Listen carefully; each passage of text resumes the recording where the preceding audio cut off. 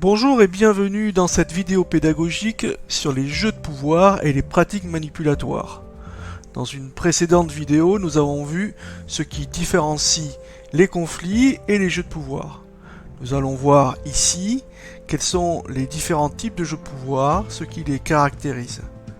Et nous verrons également quelles sont les différentes pratiques manipulatoires et comment les reconnaître. Les différents types de jeux de pouvoir. Il en existe 4 qui correspondent à 4 manœuvres différentes pour conquérir le pouvoir. Les manœuvres sont soit physiques, soit psychologiques. Elles sont aussi soit grossières, soit subtiles. Les manœuvres physiques passent par le corps et visent l'intimidation. Les manœuvres psychologiques passent par la parole et visent à obtenir l'obéissance. Les manœuvres grossières sont directes, voire violentes, et les manœuvres subtiles dissimulent le but. Le message au niveau social n'est pas le même qu'au niveau psychologique. Les choses ne sont pas dites, mais sous-entendues. Donc, nous avons 4 jeux de pouvoir. Les jeux grossiers et physiques. Ici, c'est la force qui est utilisée pour prendre le pouvoir. Elle peut se traduire par des coups, par la torture, des meurtres, etc. Les jeux grossiers psychologiques passent par la menace, la dévalorisation, les signes de désintérêt, l'interruption de la parole de l'autre, des mensonges, des injures. La manœuvre n'est pas masquée. Les jeux subtils et physiques. Il s'agit de mouvements physiques d'intimidation. Ce peut être aussi un ensemble d'indicateurs sociaux. Les vêtements, les voitures de luxe peuvent être destinés à impressionner et à signifier sa supériorité. Les jeux subtils et psychologiques. L'efficacité de la manœuvre, ici, dépend de la qualité de dissimulation du but. Les différentes pratiques manipulatoires. Il en existe d'innombrables, mais voici les 10 principales. La culpabilité. C'est rendre son interlocuteur responsable d'un problème, un échec, une émotion déplaisante. Comme nous nous sentons responsables, nous avons tendance à vouloir réparer et à obéir donc à la demande de réparation de l'autre. La persécution.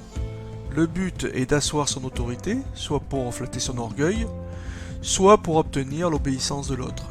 Il y a 2 façons de se sentir supérieur, soit de se rehausser, soit de rabaisser l'autre. La stratégie consiste à créer un rapport de force en ayant un jugement négatif ou un abus d'autorité, en harcelant, en méprisant, en dévalorisant. L'humiliation est l'arme préférée du persécuteur. La pression et l'insistance.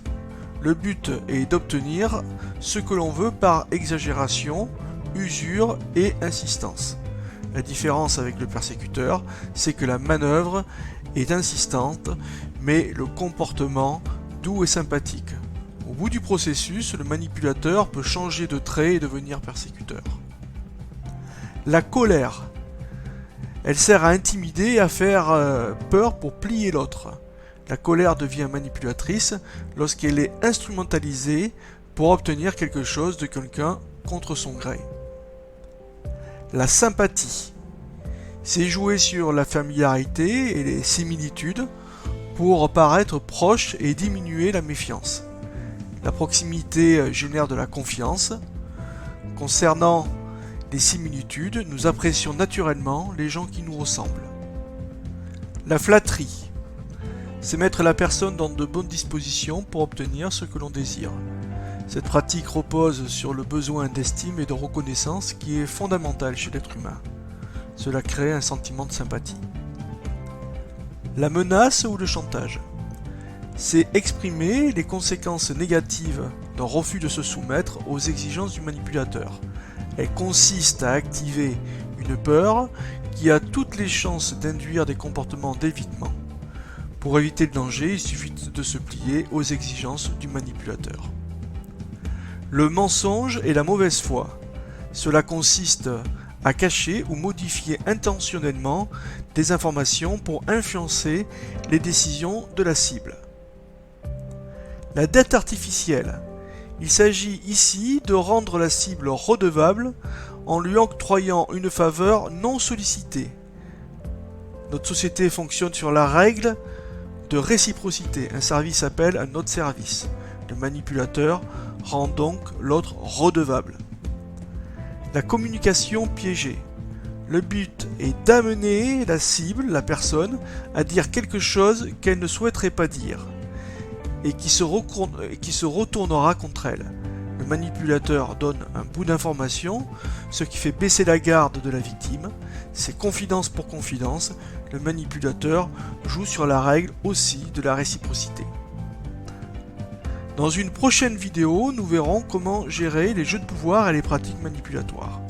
Merci de votre attention, à bientôt.